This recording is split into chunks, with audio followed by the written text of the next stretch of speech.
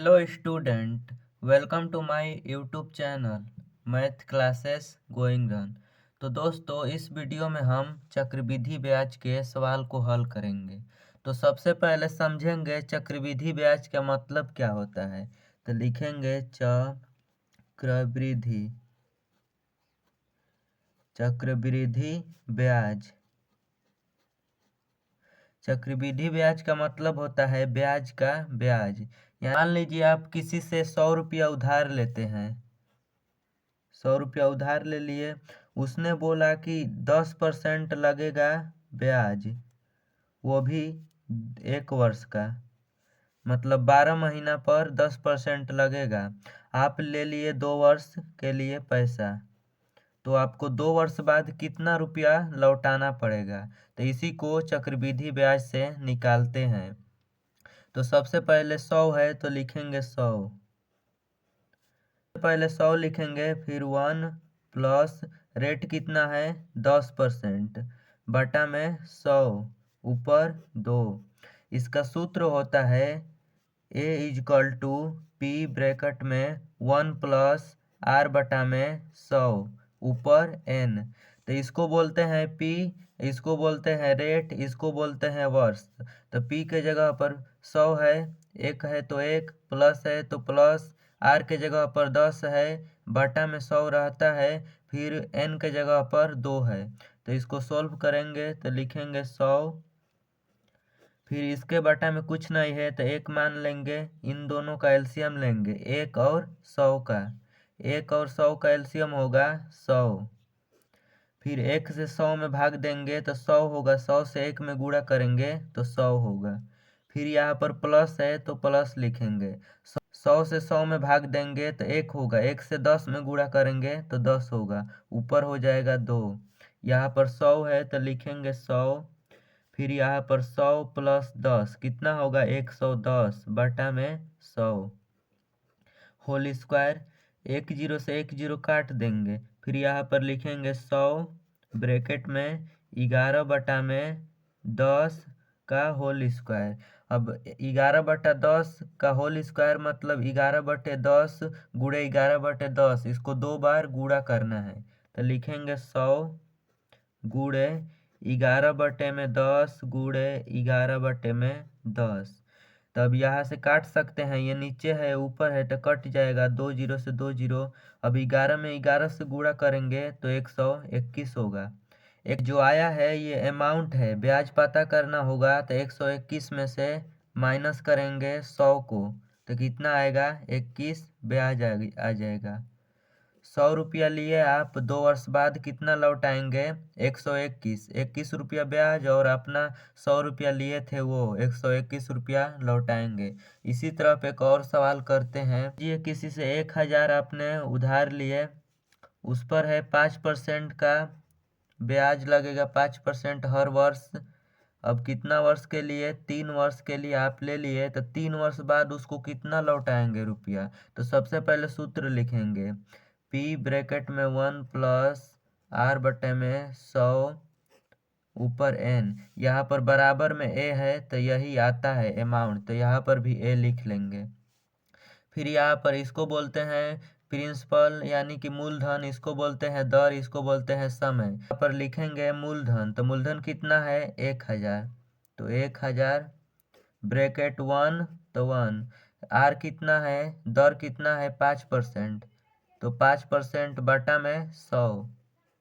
यहाँ पर लिखेंगे कितना वर्ष है 3 वर्ष, तो 3 वर्ष लिखेंगे। फिर 1000 लिखेंगे, एक इसके बटा में कुछ नहीं है तो 1 लिखेंगे। 1 और 100 का एलसीएम होता है 100, तो 100 लिखेंगे। भिन्न का जोड़ हो गया, 1 बटा में 1 प्लस 5 बटा में 100। तो 1 से 100 में भाग करेंगे तो 100 होगा, 100 से 1 में गुणा करेंगे तो 100 होगा। प्लस है तो प्लस लिखेंगे, 100 से 100 में भाग करेंगे तो 1 होगा, 1 से ऊपर में गुणा करेंगे 5 में तो होगा 5। फिर होल क्यू। फिर यहाँ पर 1000 है तो 1000 लिखेंगे। फिर यहाँ पर 100 को और 5 को जोड़ेंगे तो 105 हो जाएगा, बटा में कितना है 100 है तो 100 लिखेंगे। अब देखेंगे किस चीज़ से दोनों कट रहा है, तो ये 5 से कट रहा है तो 5 से इसको काट देंगे। इसलिए काट रहे हैं ताकि कैलकुलेशन थोड़ा आसान हो जाए। तो यहाँ पर 5 से काटेंगे 105 को तो होगा 21, 21 पाँचे 105। 100 को काटेंगे बचे 100, ऊपर 3। तो यहाँ पर लिखेंगे 1000। फिर यहाँ पर 21/20 है और ऊपर क्यू है, यानी कि 21/20 को 3 बार गुणा करना है। तो 21/20 गुणे 21/20 गुणे 21/20। अब 3 जीरो से 3 जीरो कट रहा है, तो 3 जीरो से 3 जीरो को काट देंगे। अब 21 गुणे 21 गुणे 21, यानी कि 21 का क्यू है, तो 21 का क्यू होता है 9261।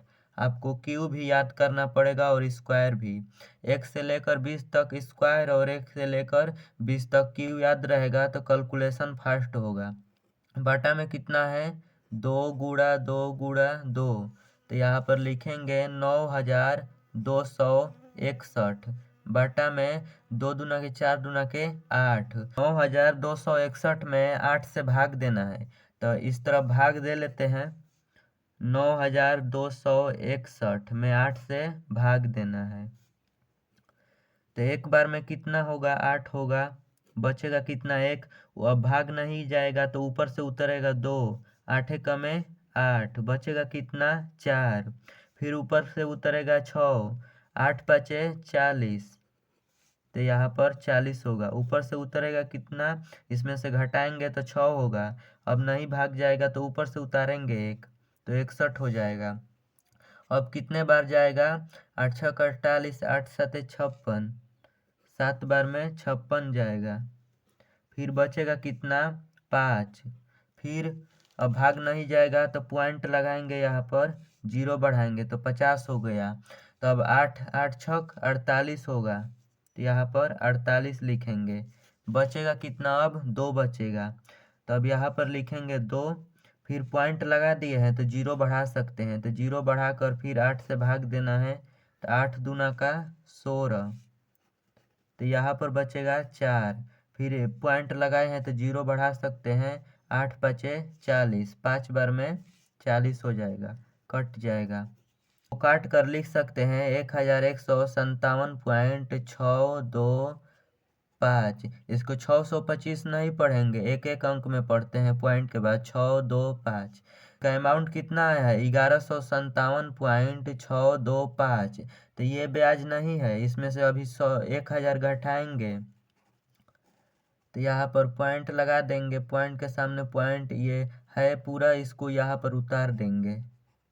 फिर यहाँ पर 7 उतर जाएगा, 5 उतर जाएगा, 1 उतर जाएगा, यानी कि आपको 3 वर्ष बाद 1000 रुपया देना पड़ेगा और उसमें इतना जोड़कर 157.625 भी देना पड़ेगा।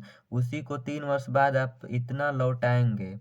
अगर वीडियो अच्छा लगा हो तो लाइक शेयर जरूर कीजिए, साथ ही चैनल को सब्सक्राइब करना बिल्कुल ना भूलें। Math classes going run.